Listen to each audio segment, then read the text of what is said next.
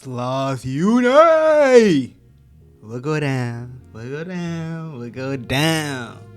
We're back with another Tinfoil Tuesday. Listen, the Tinfoil Tuesday and Film Friday are really going to be the main things that we're focusing on from now on. So if you have any possible film from the last week, any possible games that you want to see me break down on Film Friday, leave it in the comment section below and let me know. We're going to check it out. But without further ado, grab some grub, get comfortable because class is now in session. Let's get right into this Tinfoil Tuesday. We got our tinfoil takes of the week. I was thinking long and hard. You know what? Pause. What could really set the base for some takes that not a lot of people are saying right now, but I do believe it's true. And the main thing that was on my mind, the main thing that we gonna get this started off with, after watching the Pittsburgh Steelers the past few weeks, I've come to the conclusion that the Steelers are gonna lose the division. But wait, not only will they lose the division, they are not even gonna make the playoffs. Like, the Steelers are gonna lose the division and they're gonna miss out on the playoffs. Wombo combo. Wombo combo. From what I've seen out of their defense is not serious at all. Their defense is not serious. They got a good D-line, but honestly, Darius Slay is past his prime. And ever since they moved Jalen Ramsey to safety, there's been some deficiencies at the cornerback position, and they've been getting exposed. The biggest problem for them right now, the defense makes plays when they need to. Like but the biggest problem for the Steelers, which has been the problem since Ben Roethlisberger's arm started falling off the bone, their offense just hasn't been potent. And it's like we're watching like an archaic offense whenever I watch the Pittsburgh Steelers. And it really irks me because yes, did they overpay DK Metcalf? 100%. Has DK Metcalf been underperforming? 100%.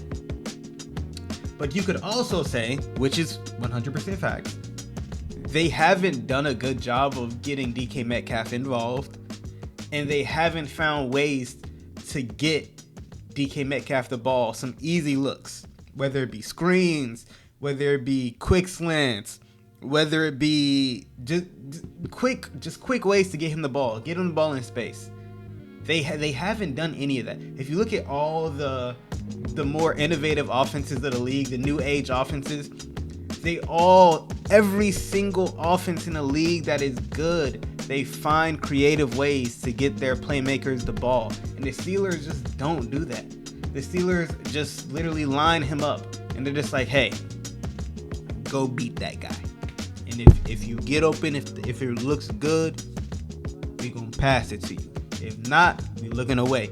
And sometimes he's not even the primary read on a lot of these passes. And it's like, you paid $30 million for what? And it's like, this isn't just like a 1-year deal. This was a multi-year deal. So what are you really paying him for? It really boggles my mind, especially one of the biggest things. I was looking forward to watching George Pickens and DK Metcalf on the field together. And I get it. There was a lot of in-house stuff with George Pickens, but was it really something that was it really something Mike Tomlin wouldn't have been able to handle? I mean, we've seen him handle Antonio Brown. Like, we've seen him handle Big Ben, Antonio Brown, literally Levy, so many people, Martavis Bryant. We've seen him handle so many big personalities and keep them in check. And he's a very well-respected head coach. And I think that he would have been able to make it work. I really just I feel like he would have been able to make it work, and they're missing somebody like George Pickens from this offense, and I feel like the Steelers just don't have enough to continue their success, and they're trending in the wrong direction. Like, if they even make the playoffs, they will be limping into the playoffs. But I truly don't think that they make. Looking at their schedule, I don't think they make the playoffs. Like, I'll bring it up, but I was looking at it earlier, and it looks it gets sticky for them, man. It gets sticky. It gets real sticky. So they play the Bengals this week, which I think they'll handle the Bengals. I think Mike Tomlin wants his revenge against Joe Flacco. But after the Bengals, they play the Bears, which I don't think they win. Then they play the Bills, which is a very difficult matchup for them, but they have a really good run defense, and the Bills kind of have struggled whenever their run game has gotten stopped. But then they have the Ravens, which is going to be a very tough game. And then they have the Dolphins, which they could win, but the Dolphins have been playing a lot better recently. Then they have the Lions. And then they have the Ravens again. All they need is to lose 4 games, and they're pretty much out of the playoffs, in my opinion. Between the Bears, the Bills, the Rams, the Dolphins, the Lions, the Browns, and the Ravens again, if they lose 4 games, they're out of the playoffs. Because if they lose 4 games, they're gonna have 8 losses. And I mean, they'll be 9-8, positive record for Mike Tomlin. But yeah, I think they missed the playoffs. Segue into this next topic. Lamar Jackson is gonna make a run for MVP. Will he win the MVP? My mind is telling me no. My body's also low-key telling me no.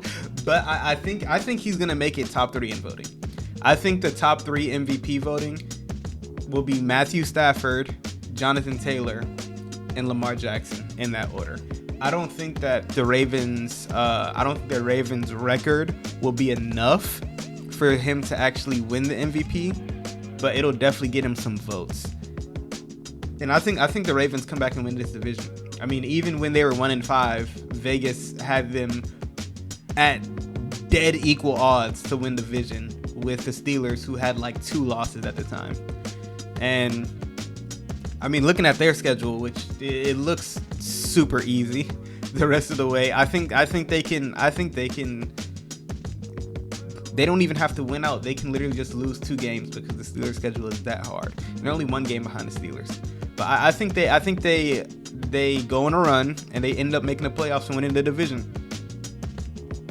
But I think Lamar Jackson is going to make a very, very good case for an MVP.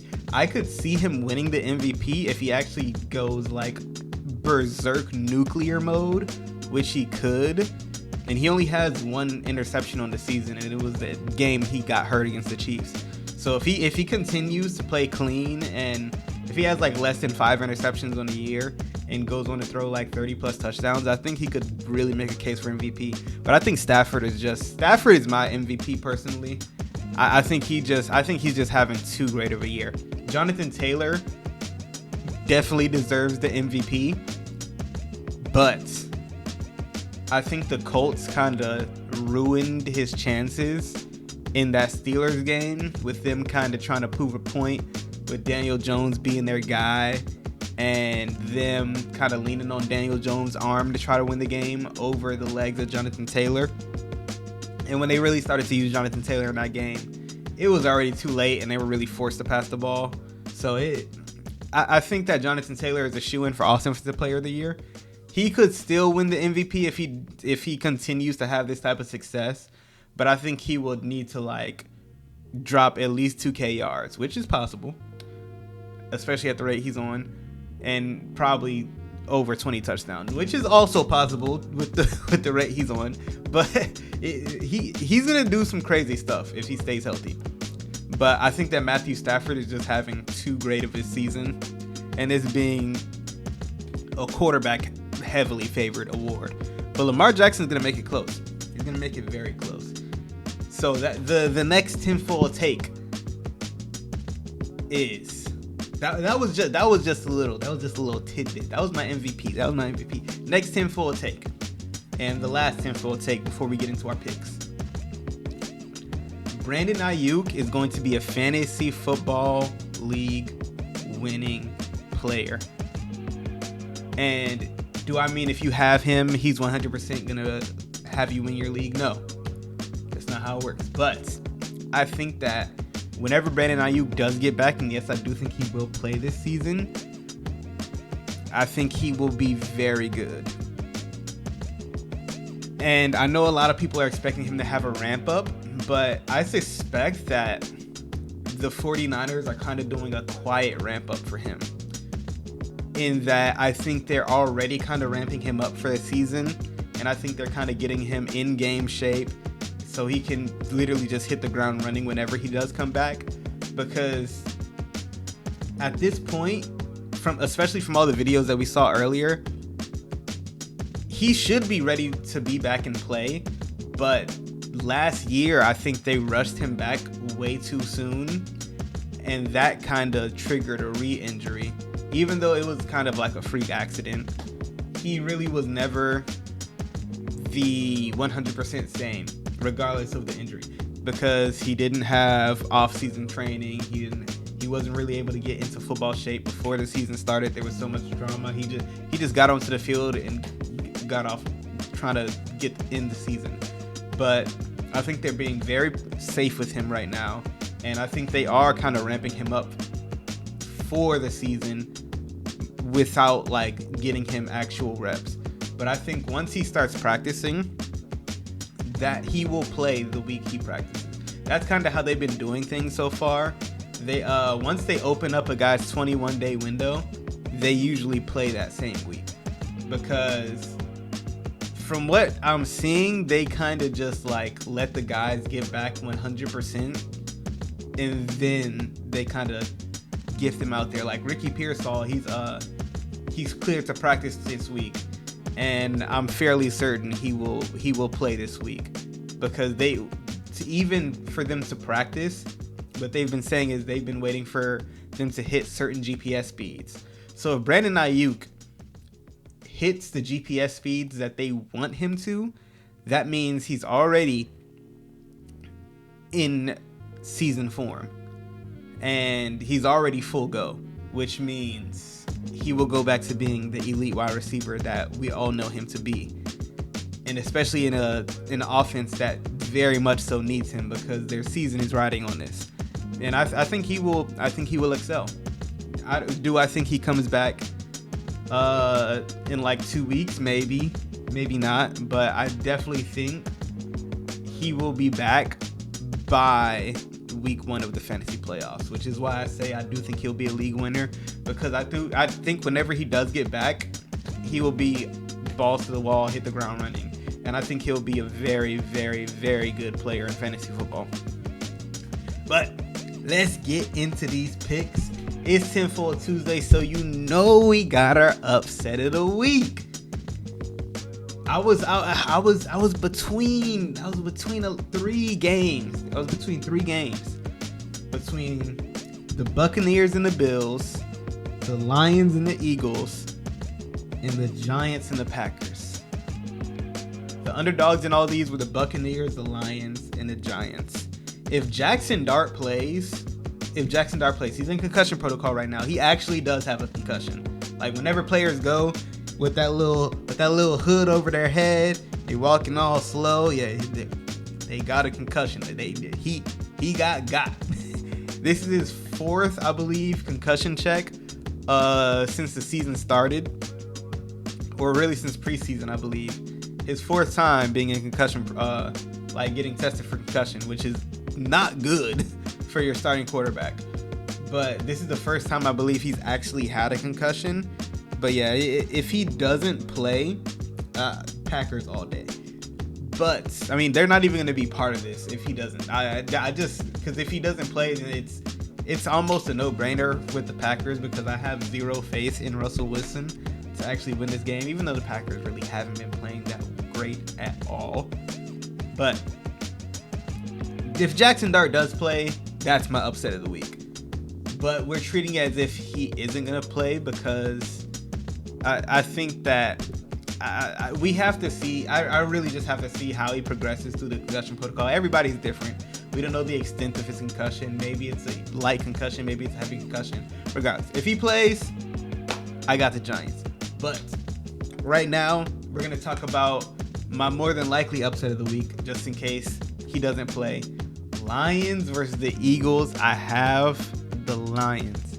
And a lot of people may say, this isn't even an upset. Listen, the Eagles are favored. So this is indeed an upset. Almost all of the underdogs this week, I was looking at them like, I really don't see a way that any of these underdogs win. The three underdogs that I saw that could possibly win this week, in my opinion, were the Buccaneers, the Lions, and the Giants, if Jackson Dart plays. All the other ones, I'm like, I don't know. Seahawks, maybe. Seahawks have a chance. I'm not going to write them off. Seahawks been playing extremely great. But with the way that the Eagles have been playing, their defense has been playing great. And especially what we just saw with the Packers, the Eagles, there's a reason that they have the record that they do. But with the way that the Lions have been playing, I think that they're going to remind everybody just how dominant they are. And I could be flat out wrong because the Eagles are a great football team. Eagles are a great football team. But I feel like the Lions just have too much offensive firepower for the Eagles to stop. So it's good. It's definitely going to be a great game. Definitely be a close game. I mean, the Eagles are only like 1.5 point favorites. So it's really not that much of an upset. So it really could go either way. But I definitely have the Lions in this one. Bills versus the Buccaneers. I want to take the Buccaneers so bad because I love Baker. Love watching him play. The Buccaneers are a great team to watch. But after getting embarrassed by the Miami Dolphins, I don't think there's any way that the Bills lose this game. Especially for a team that has dominated the Dolphins for so long, to lose like that, and for the media to be going crazy, the Dolphins be going crazy in the locker room, coming out of the media. I think the Bills are like, let's get our shit together and let's get back to being the team who we know we can be. Now it's going to be tough because the Buccaneers have a pretty good run defense. And the Bills' run defense is like horrendous. It's bottom 5 in the league bad. But their passing offense is top 3 in the league.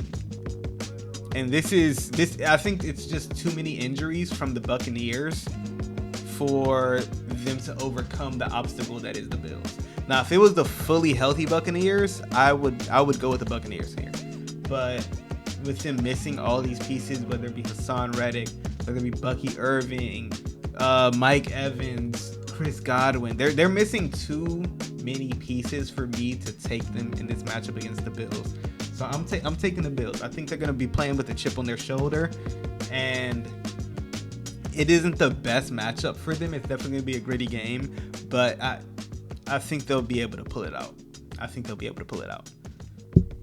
Next one right here, we actually have an underdog, or at least I'm pretty sure they're the underdog. I would be very shocked if they're favored in this. Let me double check, because if they are favored, that's actually kind of wild.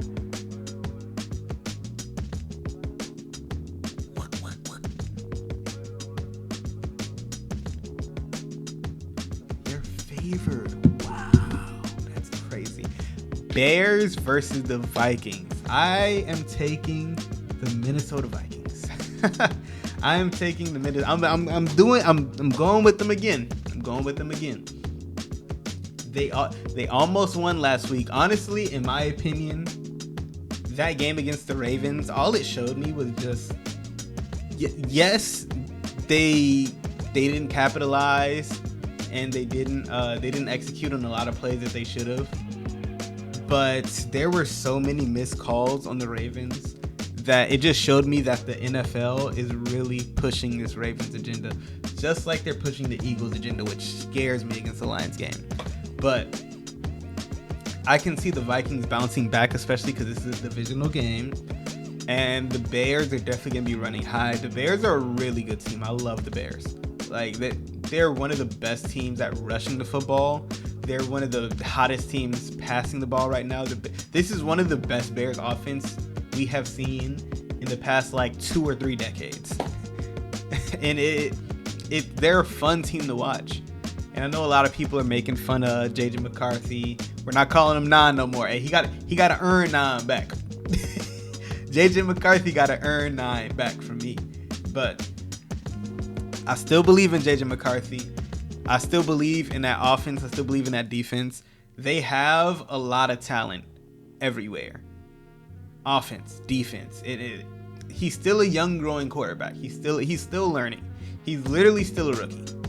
And we have to treat him like a rookie. I feel like a lot of people kind of aren't treating him as if he's a rookie, mainly because he's technically a second-year player, and the weight of Sam Darnold being so successful in this scheme and on this team last year, and all the drama with them choosing him over Sam Darnold, and then Sam Darnold going to the Seahawks and turning him into a powerhouse. I think it's a lot of pressure for a very young quarterback. But he doesn't seem like the type of person who will just lay down and fold under the pressure. So I'm taking the Vikings. It's definitely going to be a great game. It's, in my opinion, there's a lot of great games this week. It's a lot of great games this week, and we needed it. Ooh, we needed it, because after those 12 o'clock games this past Sunday ended, I'm talking the worst games possible. From 3 o'clock all the way to Monday Night Football and going into Thursday Night Football. I'm talking these games have not been good. These games have not been good. And I mean, I'm still going to watch them because I'm a football-starved lunatic. But I like competitive games. This Monday Night Football, it wasn't a high-scoring game, but at least it was competitive. Thursday Night Football, probably not going to be competitive. All the 3 o'clock games weren't competitive. The Sunday Night Football game wasn't competitive. I just want to watch a competitive game. There's too much talent in the league for them not to put together some competitive games. But I'm seeing what they're doing with this slate this week. This slate this week is still good. It's back to being good. But yeah, I got the Vikings. I got the Vikings, man. Call me crazy. I really want to take the Bears, especially because JJ McCarthy he's been turning the ball over a lot. Really want to take the Bears, but I'm riding with JJ again. Riding with JJ and the Vikings. Their defense has been playing great. Their offense has also been playing good. They just need to execute better. And I think they're gonna get it going. What JJ McCarthy really has struggled with is putting back-to-back performances together. But he just had a bad one, so maybe he has another good little get right game. Going into this next matchup, Panthers versus Falcons. I got the Falcons getting their leg back. I can tell you right now, as somebody who has played sports, I know I don't look like I play sports, but I played sports. Somebody who is ultra competitive.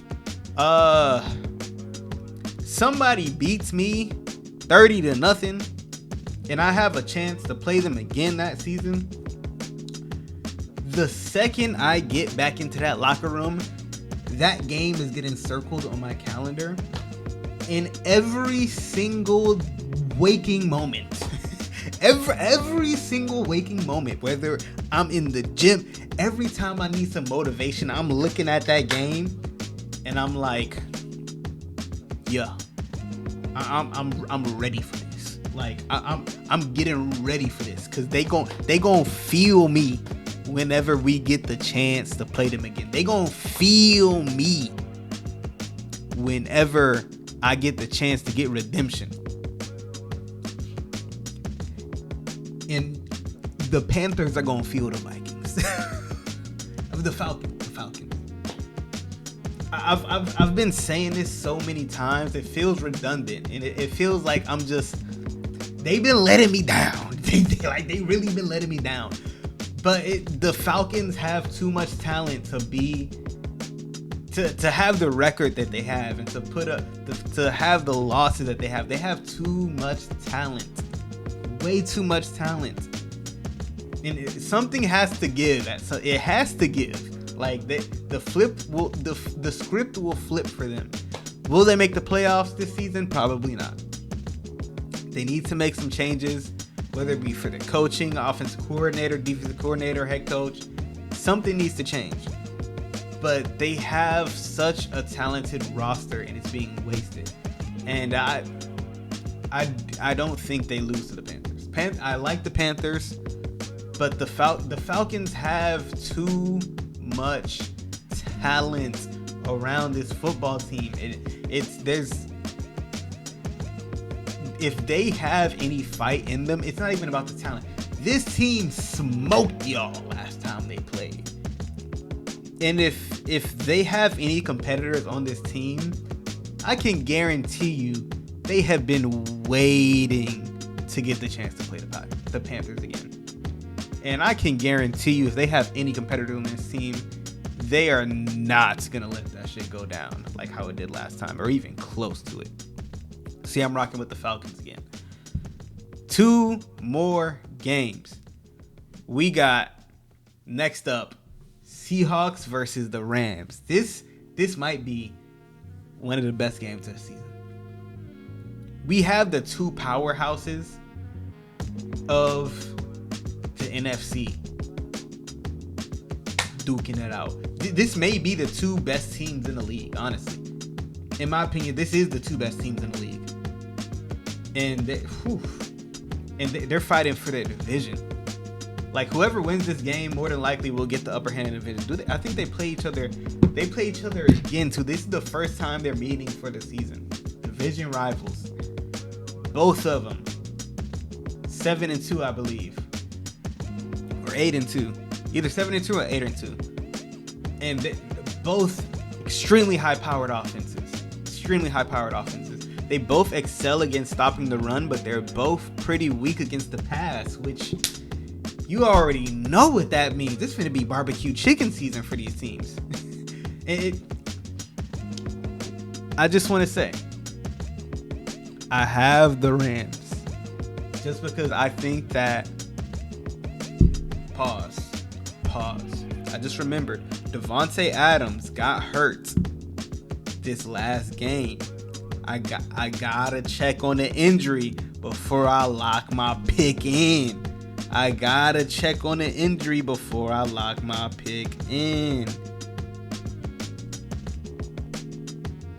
Hold up. I gotta check on the injury before I lock my pick in.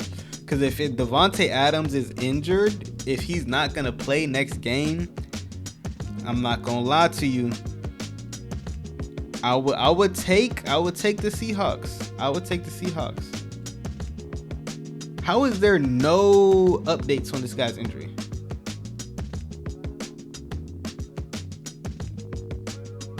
Okay.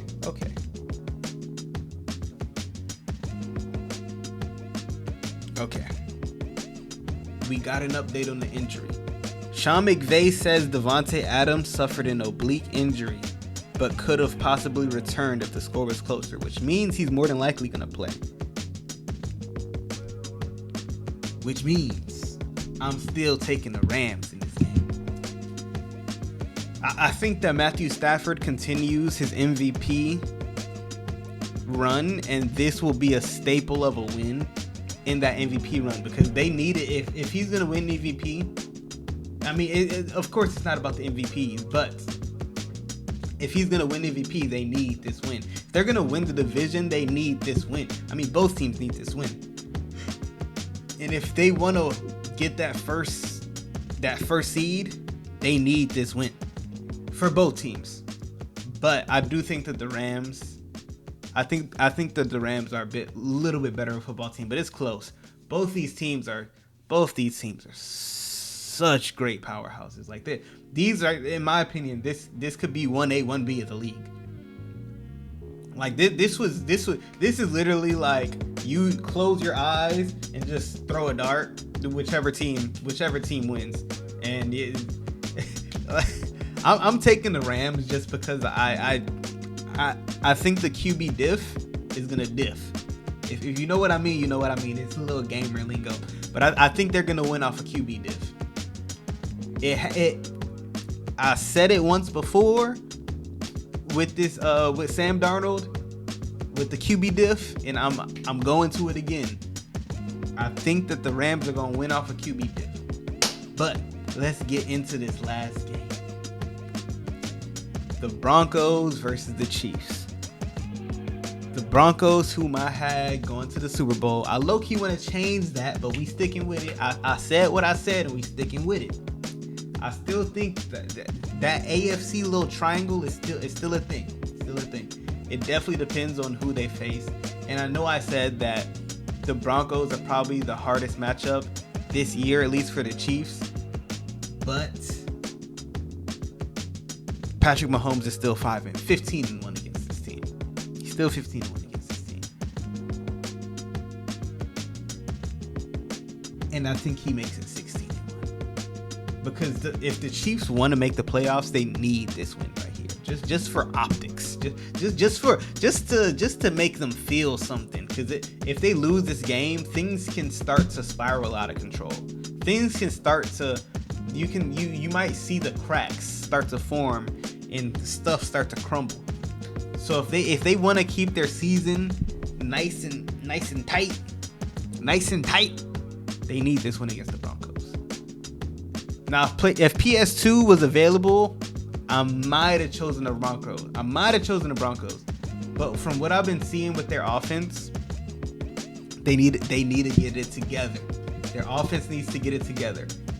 I do think their offense will pull it together more towards the second half of the season, later into the season. But after 1 week, I don't think they're going to have it all there. They might be able to start getting it together, but I think that I don't think that they will be able to get it done this week. See, I'm taking the Chiefs. I'm riding with the Chiefs. It'll be a difficult matchup, though, because that Broncos defensive line is going to give the Chiefs and Patrick Mahomes hell all night long. They're not going to make it easy on them. There's a reason this Broncos team is 8-2. There's a reason they're 8-2. There's a reason I'm taking them as my Super Bowl picks along with the Rams. They're a damn good football team. But I am taking the Chiefs because their season rides on this. And I'm not betting against Patrick Mahomes right now. But that's all we got. If you enjoyed, leave a like, comment, subscribe. If you made it this far, let me know. I'm going to post it on Twitter as well, but let me know. Or X, whatever. Let me know what you want to see for Film Friday. If you have any games this past week that you enjoyed and you like, you know what? I want this broken down. I want this broken down and examined. Analyzed. Leave it in the comment section below. But as always, I hope you guys enjoyed. Stay safe. Spread love. Class dismissed.